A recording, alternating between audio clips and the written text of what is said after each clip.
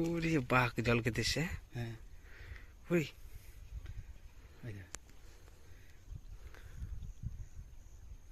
ধীরে ধীরে জঙ্গলের ভিতরে চলে যাচ্ছে।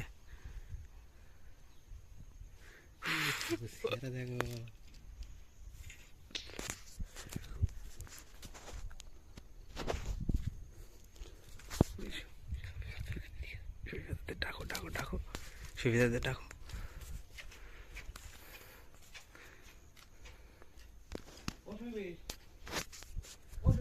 তো গাইজ আমরা আছি এখন সুন্দরবন দোমাগি ক্যাম্পের এই পিছন দিকটা, এই যে বাঘ, আর এখানে দেখতে পাচ্ছ বাঘ আছে।